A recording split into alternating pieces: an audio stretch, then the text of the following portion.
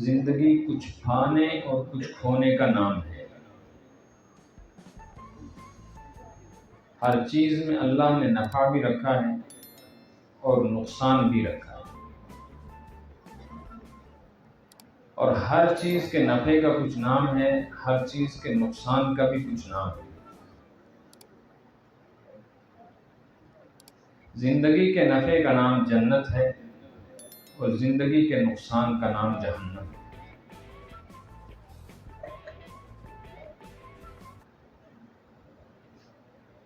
جنت ایسی کامیابی ہے جس کے بعد کسی ناکامی کا کوئی اندیشہ نہیں، اور جہنم ایسی ناکامی ہے جس کے بعد کامیابی کا کوئی امکان نہیں۔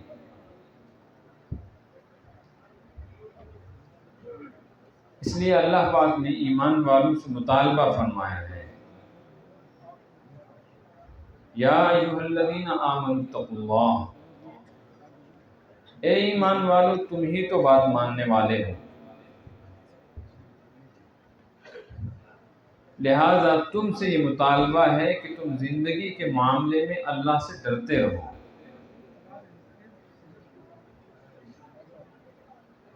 ایسا ڈرو جیسے اللہ سے ڈرنے کا حق ہے۔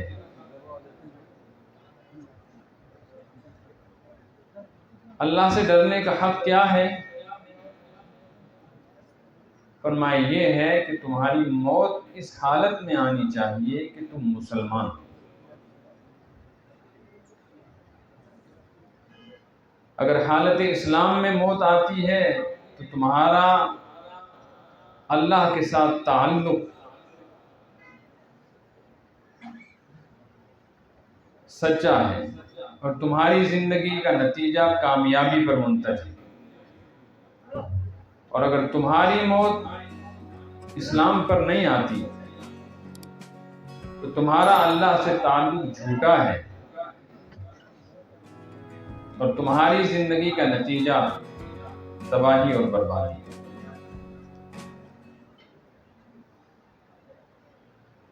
ہم نے یہ بات بہت سنی، بہت کہی کہ دیندار زندگی ہونی چاہیے، ایمان ہونا چاہیے، نماز روزے ہونے چاہیے، سچائی ہونی چاہیے، لیکن ان سب کی بنیاد کیا ہے؟ میں نے سوچا اس مختصر سی نشست میں یہ بات آپ تک پہنچانے کی کوشش کروں۔ آپ کا یہ ڈھیلا ہے، اگر یہ گر جائے گا تو میرا قصور نہیں۔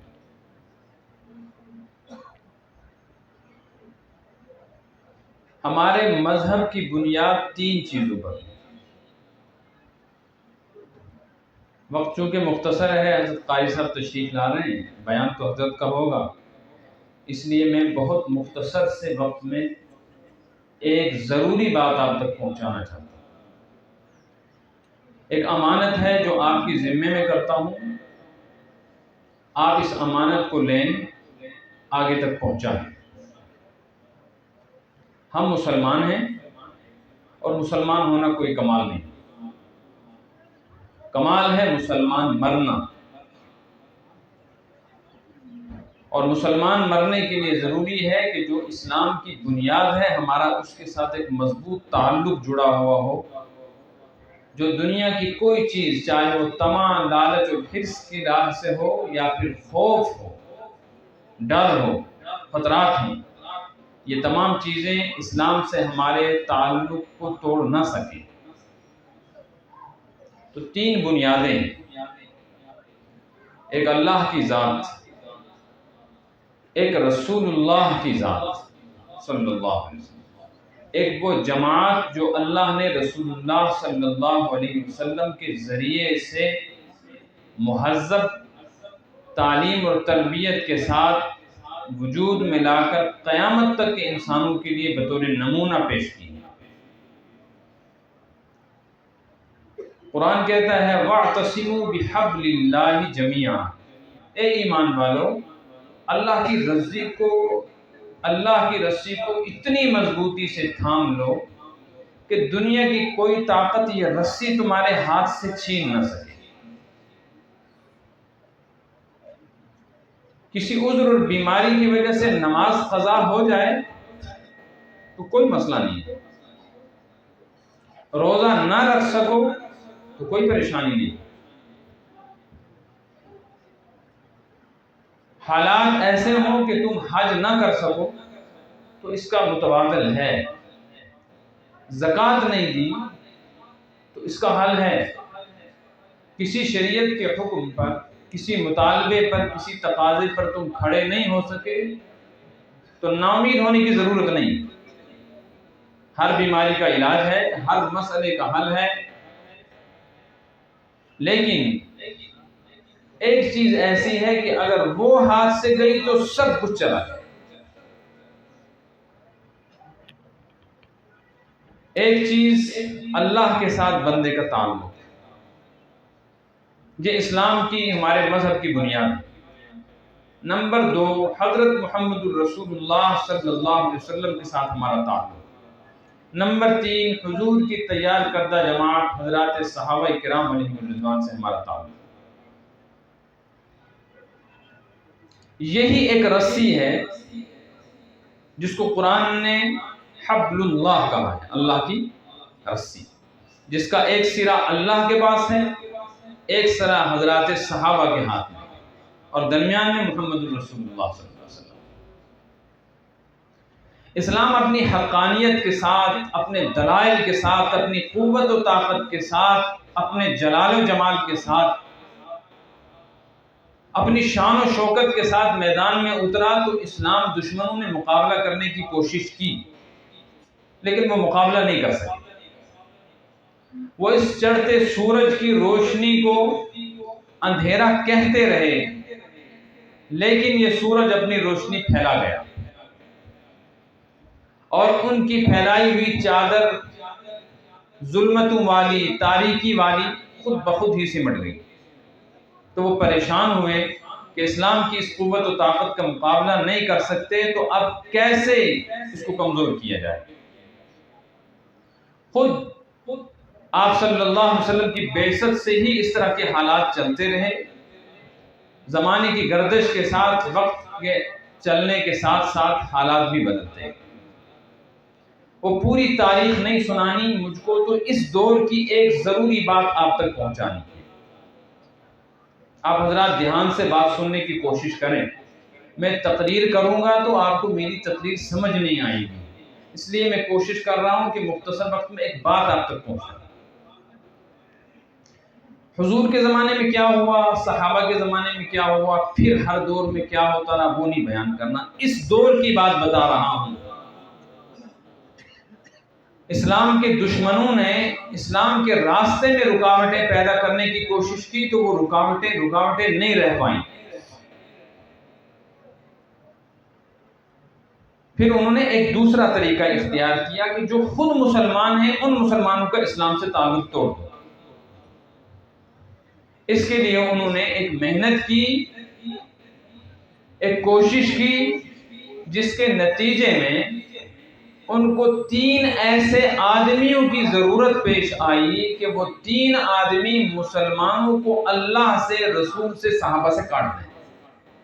بس ان 3 سے کٹ گئے تو کوئی خطرہ نہیں۔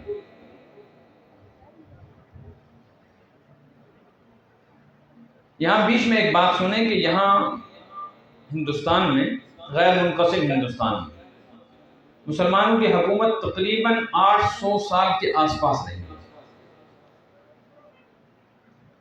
پھر جب ان کا خاتمہ ہوا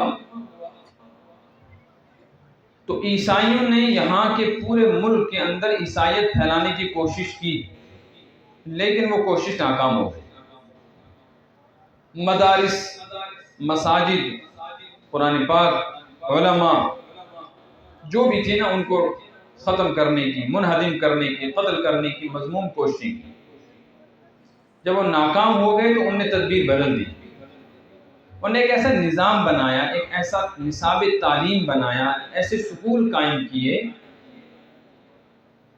جس کے بعد انہوں نے دعوے سے کہا کہ ہم نے ایسا نظام ہندوستان میں بنا دیا ہے کہ اب مسلمانوں کو عیسائی بنانے کی ضرورت نہیں، اب ان کو یہودی اور ہندو بنانے کی ضرورت نہیں، بس یہ ایک ایسا میٹھا زہر ہم نے ان کو دے دیا ہے، یہ کھائیں گے، ان قریب ایک وقت ایسا آئے گا یہاں کے لوگ اپنے نام سے مسلمان ہوں، نام تو مسلمان ہوں، لیکن ان کا ذہن مسلمان نہیں ہوگا، ذہن غیر اسلامی ہوگا، یہ عیسائی ذہن کے، یہودی ذہن کے لوگ ہیں۔ نتیجہ ہمارے سامنے ہے۔ ایک وقت تھا ماں باپ روتے تھے بچہ نماز نہیں پڑھتا، بچی پردہ نہیں کرتی، یہی المیہ تھا۔ مولوی حضرات تقریریں کرتے تھے کہ رسم و رواج غلط ہے، اس کے خلاف میدان میں اترنا چاہیے، اب تک ہو رہا ہے۔ مدرسے کھلنے چاہیے، قرآنی تعلیم عام ہونی چاہیے، اس پہ کوششیں ہیں۔ آج یہ زمانہ نہیں۔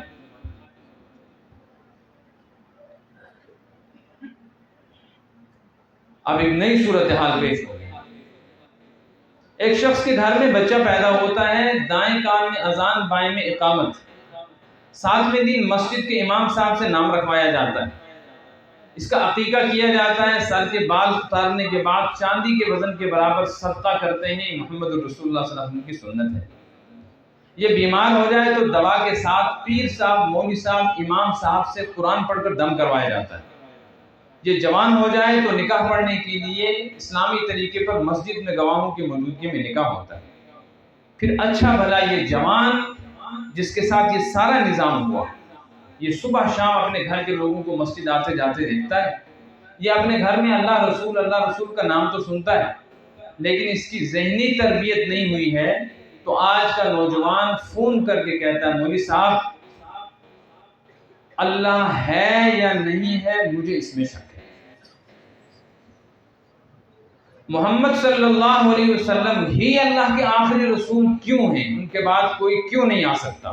مجھے ان کے رسول ہونے میں یا آخری رسول ہونے میں والعیاذ باللہ شک ہے۔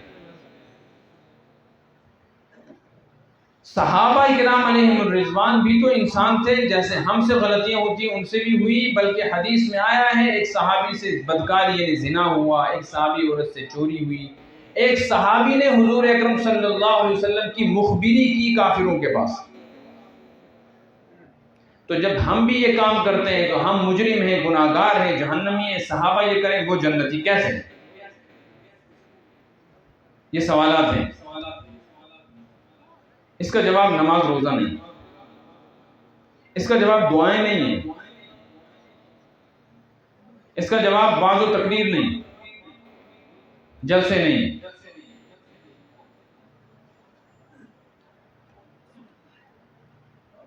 اس کے لیے کچھ اور کرنا ہے۔ میرے ذہن میں آئے کہ میں یہ بات آپ تک پہنچا۔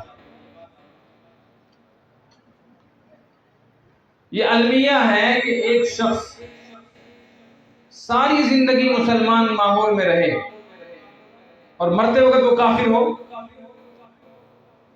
اور اتنا ہی نہیں، ہمیں یہ بھی معلوم نہیں کہ کس حالت میں مرا ہے، ہم اس کی قبر پہ کھڑے ہو کے فاتحہ بھی پڑھ رہے ہیں، 3 دن قل شریف بھی ہو رہا ہے، قرآن پاک بھی مدرسے میں پڑھایا جا رہا ہے، اس کے ورثاء اس کے نام پر مسجد المدرسے کو چندہ بھی دے رہے ہیں، لیکن یہ حالت کفر پہ مر کے قبر میں چلا گیا اور ہمیں کچھ پتا نہیں۔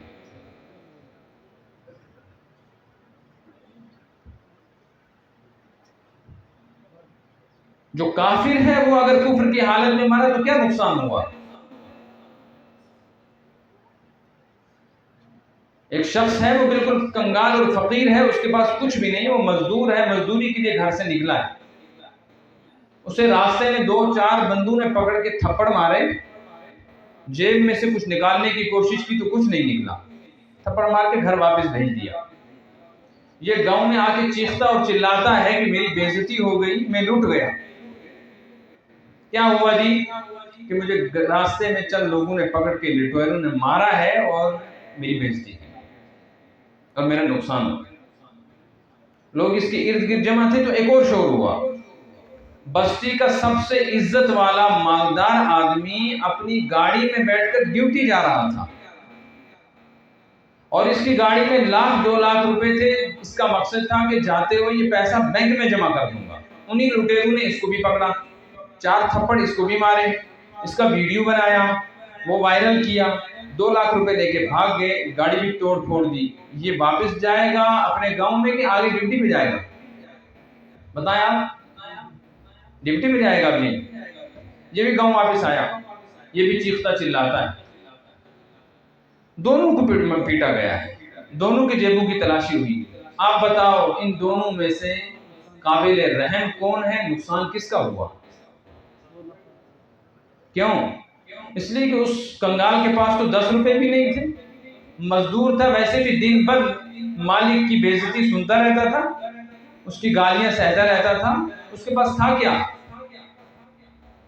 یہ عزت والا ذلیل ہوا ہے نا، اس کا سرمایہ لوٹا ہے۔ تو زیادہ لوگ عزت والے کے گھر خیر خبر لینے جائیں گے کہ اس فقیر کے یہاں جائیں گے؟ قیامت کے دن کسی ملک کا غیر مسلم سربراہ جہنم میں چلا جائے، یہ بڑا نقصان ہے کہ ایک غریب مسلمان ہی ہو، وہ قیامت کے دن کھڑا ہو تو قرآن کہتا ہے وَامْتَازُوا الْيَوْمَ أَيُّهَا الْمُجْرِمُونَ، ہم اعلان کریں گے کہ مجرموں تم کہاں کھڑے ہو؟ ایک ایمان والوں کی صف ہے، ایک کافروں کی، ایک حاجیوں کی ہے، ایک حج نہ کرنے والوں کی، ایک نمازیوں کی ہے، ایک بے نمازیوں کی، ایک روزے داروں کی ہے، ایک بے روزوں کی۔ تو فرشتے وہاں جا کر چھٹائی کر رہے ہیں کہ بے نمازیوں تم نمازیوں کی صف میں کیسے کھڑے ہو، بے روزوں تم روزے داروں کی صف میں کیسے کھڑے ہو؟ ان کو ہٹایا گیا۔ اسی دوران اس صف میں جا کر جہاں مسلمان کھڑے تھے چند لوگوں کو نکالا گیا کہ نکلو بھائی، تم یہاں کیا کر رہے ہو؟ وہ کہیں کہ ہم اس لیے کھڑے ہیں، یہ ایمان والوں کی صف ہے اور اعلان ہوا ہے یہاں کون کھڑے ہوں گے؟ ایمان والے۔ تو فرشتے ڈنڈا مار کے کہیں تم کیسے مسلمان ہو؟ تمہیں نہیں یاد کہ وہ جو 3 بنیادیں تھی اللہ، رسول اور صحابہ کی، تمہارا ان سے تعلق ٹوٹا ہوا تھا، تمہاری نماز روزہ تمہارے منہ پہ مارتے ہیں، یہاں سے نکلو اور کافروں کی جماعت میں کھڑے ہو جاؤ۔ نقصان کس کا ہوا؟ یہ سوچنا ہے۔ مسئلہ یہ نہیں ہے میرے بزرگوں اور دوستو کہ دلہن سج دج کے آ رہی ہے تو لوگ اس کی تعریفیں کر رہے ہیں۔ میں اور آپ صبح سویرے تیل کنگا کر کے جا رہے ہیں کہ سکول کالج میں ادارے میں دکان پہ ڈیوٹی پہ ملازمت پہ لوگ ہمیں دیکھیں تو ہمارا لباس پوشاک اچھی ہو، ایسا نہ ہو کوئی کے منہ دھوئے بغیر نکل آئے، دانت صاف کیے بغیر نکل آئے۔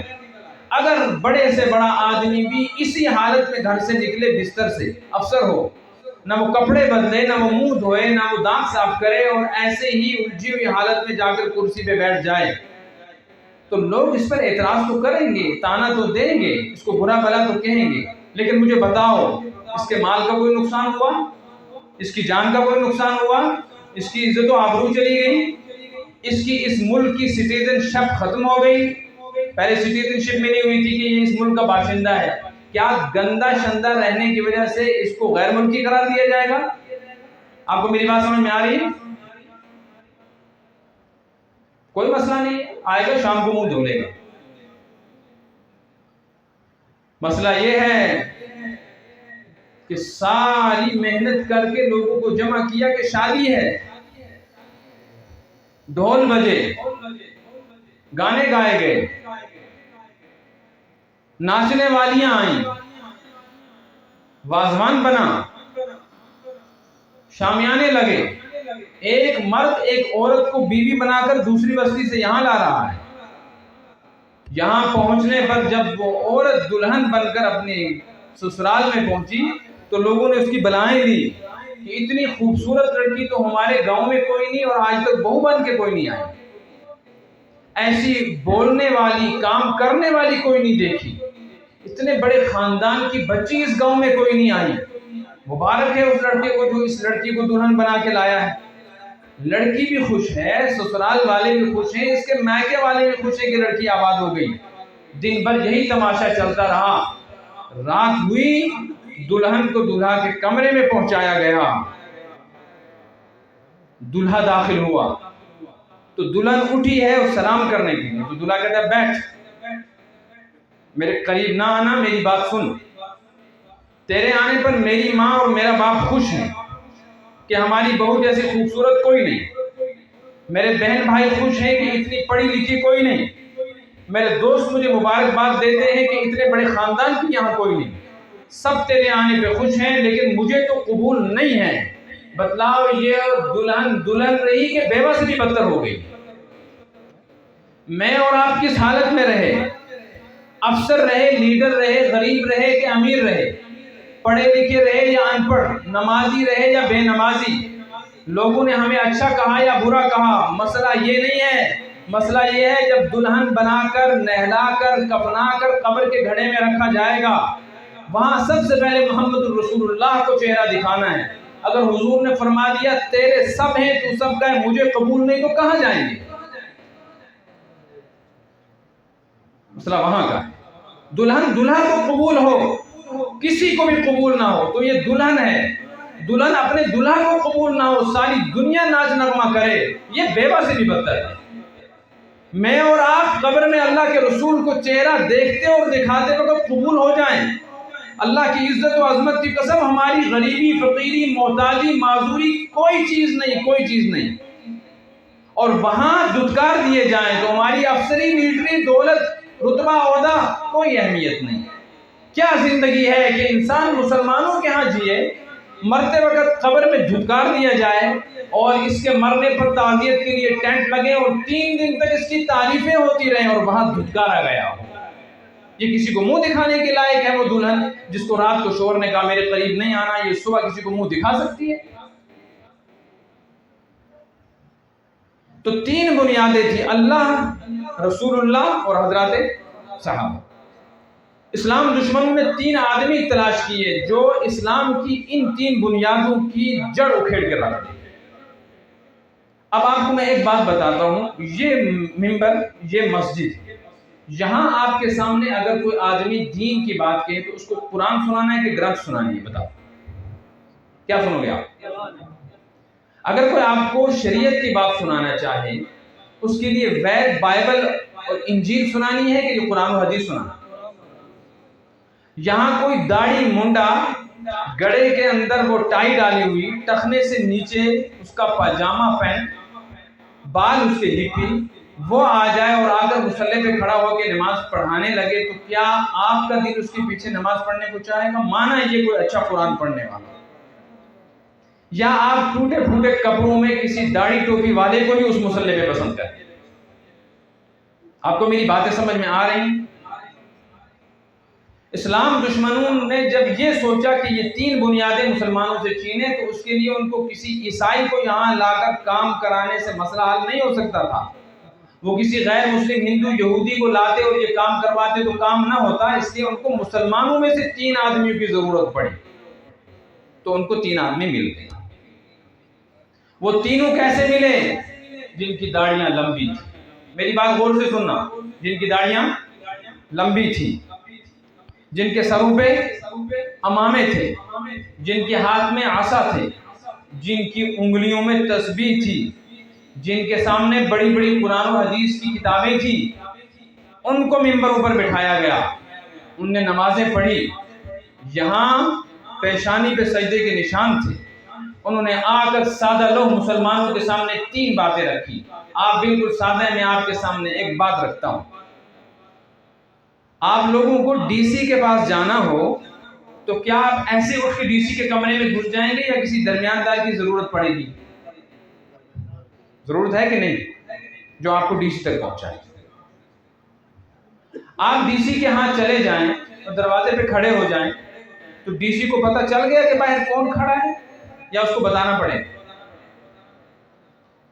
ہر کس و ناقص ڈی سی تک، یہ میں ڈی سی کا بول رہا ہوں، یہ بہت نچلی سطح ہے، گورنر، وزیر اعظم نہیں، چھوٹی سی سطح۔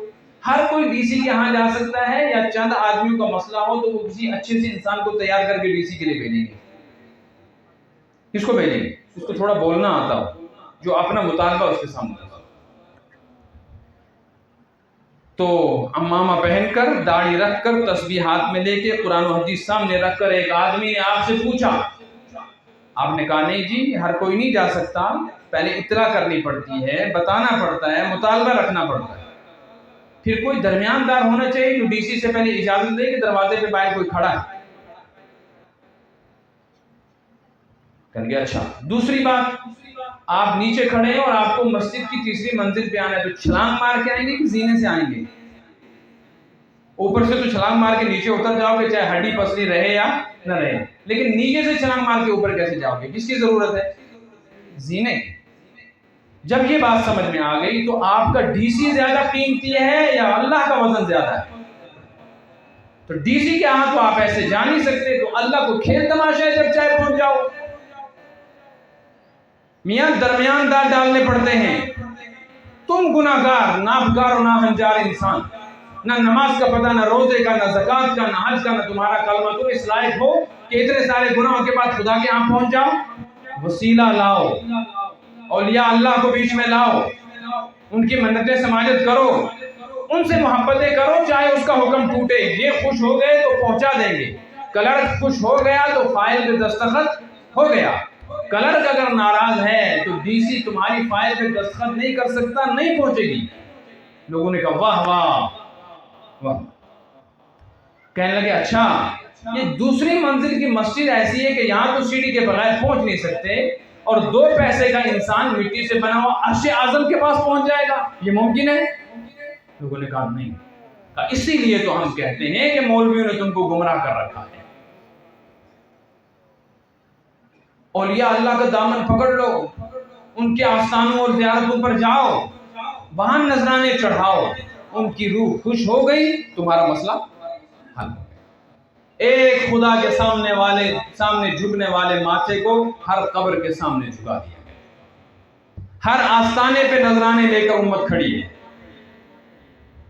ہماری اللہ کے ساتھ تعلق کی بنیاد توحید تھی، اس توحید کا جنازہ نکال دیا، کہیں وسیلے کے نام پر، کہیں اولیاء اللہ سے محبت کے نام پر۔ یہ نہیں سمجھا کہ کیا بے ادبی کی، کیونکہ سادہ لوگوں کو پتہ نہیں، ان کو کوئی پوچھتا کہ بدبختو تم دوسری منزل کو خدا کو ایک سمجھتے ہو؟ اگر تم نے ایسا ہی سمجھا ہے تو چلو جی سیڑھی پر تم چڑھ کے جاؤ گے وہاں، تو اولیاء اللہ تمہاری سیڑھی ہے کہ ان پہ پیر رکھ کے اللہ تک جا رہے ہو، تم عزت کر رہے ہو کہ ان کی توہین کر رہے ہو؟ یہ نہیں پوچھا، واہ واہ کی لوگوں نے، اور جو حق کی بات کہتے تھے کہا یہ سارے گمراہ ہیں، یہ سارے وہابی ہیں، یہ سارے ہی اولیاء اللہ کے دشمن ہیں۔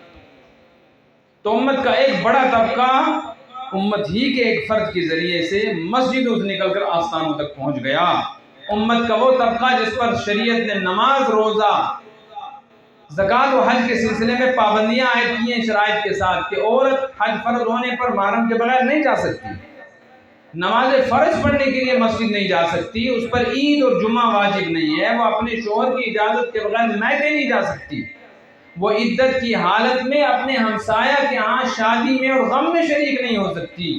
اس خاتون کو بغیر محرم کے آستانوں پر اور زیارتوں پر پہنچا دیا گیا۔ ایک اللہ کے ساتھ جڑی ہوئی امت کو، جس کو اللہ کے رسول نے اپنے چچا کے جسم کے ٹکڑے ٹکڑے کروا کر، اپنی بیٹی زینب کو اپنے ہاتھوں سے قبر میں اتار کر، اپنا پیارا شہر مکہ چھوڑ کر، بدر اور احد میں اپنے جانثار صحابہ شہید کروا کر، اپنے دندان مبارک شہید کروا کر جس امت کو ایک خدا کے سامنے جھکنا سکھایا تھا، وہ امت اسی ایک خدا کے سامنے نہیں جھکتی، ہر قبر پر، ہر آستانے پر، ہر زندہ مردہ کے پیر پہ جھکی ہوئی ہے۔ ایسا ہوا کہ نہیں ہوا؟ ایک بڑا طبقہ امت کا نکل گیا، اللہ سے تعلق ٹوٹا۔ دوسرا مرحلہ تھا محمد الرسول اللہ سے تعلق توڑنا۔ یہ مسلمان کتنا بھی بے ضمیر ہو جائے، کتنا بھی بد عمل ہو جائے، اللہ کے رسول سے اس کا تعلق ایسا ہے کہ وہاں پر بات آ جائے تو اس کی غیرت ایمانی ایک دم چھلک پڑتی۔ یہ ماں کی گالی برداشت کر سکتا ہے، یہ باپ کے بارے میں برا بھا برداشت کر سکتا ہے، لیکن جب بات آ جائے محمد الرسول اللہ صلی اللہ علیہ وسلم، یہ جان پہ کھیل لے گا، یہ برداشت نہیں کر سکتا۔ مانا نماز نہیں پڑھتا، روزہ نہیں رکھتا، جھوٹ بولتا ہے، شراب پیتا ہے، گالی گلوچ ہے، لڑائی جھگڑا ہے، لیکن جب حضور کا نام آ جائے گا، اس کی ایمانی غیرت اس کو چپ نہیں رہنے دے گی، یہ جان پہ کھیل جائے۔ مسئلہ تھا اس سے توڑو، نمازوں کے بارے میں کچھ نہ کہو، مسجدیں بنانے دو، مدرسے بنانے دو، زکوٰۃ صدقہ دینے دو، حج کے لیے سبسڈی خوب دو، ان کو ادارے قائم کرنے دو، ان کی داڑھی ٹوپی پر کوئی اعتراض نہیں، ان کی تسبیح پر کوئی اعتراض نہیں، جو چاہے کرو۔ اعتراض ہے تو اس پر کہ ایک محمد رسول اللہ کی بات چلے گی، بس اس کے بعد ہم کسی کے نہیں سنتے۔ تو ایک آدمی چاہیے تھا نا جو امت کو حضور سے کاٹتا. تو ایک شخص مسلمانوں میں سے ہی ملا، اس کو پگڑی پہنائی گئی، اس کے سامنے کتابیں رکھی گئی. اس زمانے کا میڈیا اس کے سامنے تھا. اس نے آ کر اعلان کیا کہ محمد تو اللہ کے رسول ہیں، میں بھی کچھ کم نہیں ہوں، وہ محمد ہے تو میں احمد ہوں. قرآن نے کہا ہے یاتی من بعد اسمہ احمد. حضرت عیسیٰ نے کہا میرے بعد ایک نبی آئے گا جس کا نام احمد ہوگا. کہنے لگا میں وہی احمد ہوں، ماں باپ نے اب لحاظ میں غلام احمد نام رکھ دیا ہے، میں نبی ہوں. یہ اعلان اس نے یہودیوں میں جا کر نہیں کیا، یہ عیسائیوں میں اور ہندوؤں میں نہیں کیا، اس لیے کہ وہ تو سچے نبی کو نہیں مانتے تھے. یہ مسلمانوں میں کیا. تو مسلمانوں کی ایک بڑی جماعت اس کو نبی مان کر محمد رسول اللہ سے کٹ گئی. مرزائی کون ہے؟ وہی جو مسلمان تھے کبھی. قادیانی کون ہے؟ وہی جو مسلمان تھے کبھی. پہلے کا نام نہیں میں نے لیا، آپ جانتے ہیں پہلا کون؟ احمد ہے، یہ بھی احمد ہی ہے. احمد کے مقابلے میں احمد ہی کو لانا تھا. تو اللہ کے رسول سے یوں تعلق ٹوٹا اور اس پر محنت ہوئی. اور اس وقت کی صورتحال یہ ہے، گلی گلی، قریہ قریہ، بستی بستی، نگر نگر، ڈگر ڈگر، گاؤں دیہات میں، جنگلوں میں، صحرا میں، جہاں کوئی مسلمان ہے وہ طبقہ کام کر رہا ہے جو مسلمانوں کو محمد الرسول اللہ کی غلامی سے نکال کر مرزا قادیانی کی غلامی میں پہنچانے کی کوشش کر رہا ہے. اور مسلمان جا رہے ہیں. جو ان کے دامے فریب میں پھنستا ہے وہ کہتا ہے مولوی صاحب آپ کیا کہتے ہو؟ دلیل سے بات کرو. دلیل سے کیا؟ دلیل سے بات کرو. وہ دیکھتے نہیں میڈیا کے اوپر مرزا فلاں، مرزا مسرور لندن سے کیسے کیسے لیکچر دیتا ہے. وہ ساری دنیا کے مولوی کو کہتا ہے آؤ مجھے بتاؤ کہ محمد رسول اللہ آخری نبی کیسے ہو گئے. سنا ہم بھی مانتے ہیں وہ نبی ہیں، ہم بھی قرآن کو مانتے ہیں، ہم بھی اللہ کو مانتے ہیں، کعبہ کو مانتے ہیں. ہم تو اتنا کہتے ہیں کہ وہ اصلی نبی ہیں، مرزا قادیانی اس کا سایہ ہے. ان کو کہتے ہیں یہ کیا لکھا ہوا ہے؟ وہ میں انا خاتم النبی ہے نا لکھا ہوا، میں نبیوں میں آخری. حضور نے فرمایا، کہتے ہیں نا خاتم کا مطلب ہے مہر، انگوٹھی. تو خاتم النبیین کا مطلب یہ ہوا کہ حضور فرماتے میرے بعد اب جو نبی آئے گا میری مہر سے آئے گا. تو مرزا قادیانی کو مہر لگی، چلی گا ایک بڑا طبقہ اس. اب نیا دور آیا، اب صحابہ سے کاٹنا تھا. تو صحابہ سے کاٹنے کے لیے ایسے ہی آدمی کی ضرورت تھی جس کا نام کسی صحابی کے نام پر ہو. تو ایک ایسا ہی جوان آج منزل پہ آ گیا ہے، اس کے سر میں بھی پگڑی ہے، اس کے سامنے بھی قرآن حدیث کی کتابیں کھلی ہوئی، اس کے سامنے بھی یہی داڑھی ٹوپی والا طبقہ بیٹھا ہے.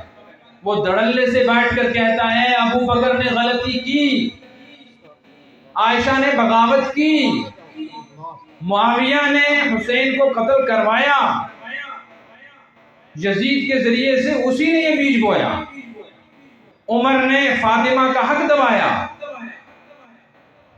لوگ کہہ رہے ہیں اچھا یہ کیا؟ یہ دیکھو کتاب، یہ کتاب 400 سال پرانی کتاب، 500 سال پرانی کتاب، 600 سال پرانی کتاب.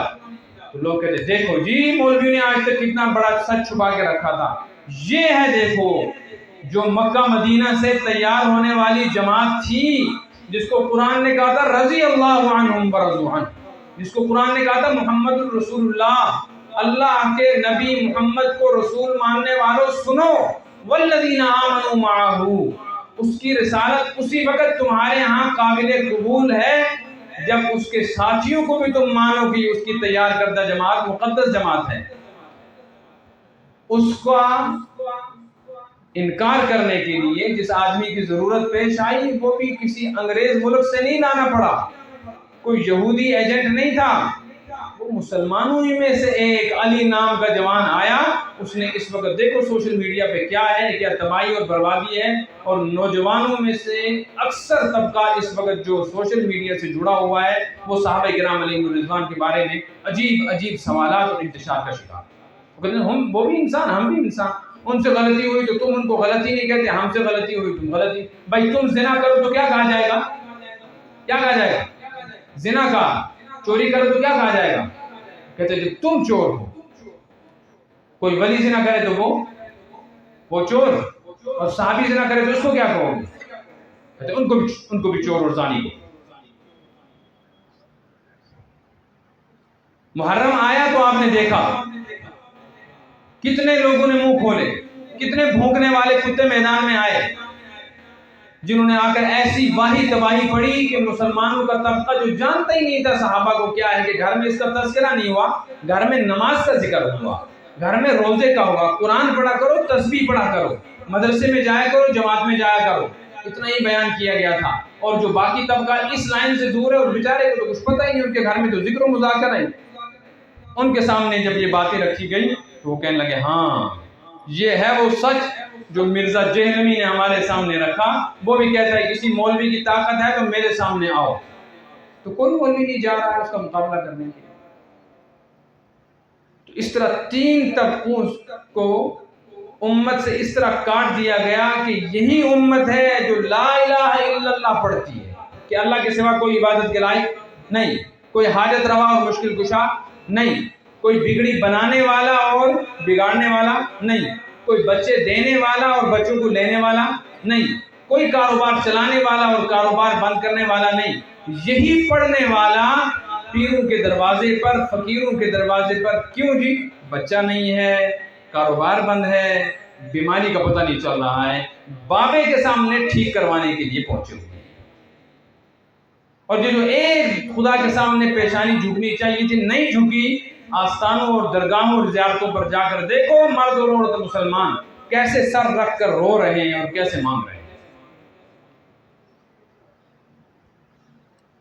اور وہ جو ایک محمد رسول اللہ صلی اللہ علیہ وسلم کے مقابلے میں پوری کائنات کو جوتے کی نوک پر ٹھکرانے والی امت تھی، وہ حضور کا کلمہ پڑھ کر مرزا قادیانی کو نبی مانے بیٹھی۔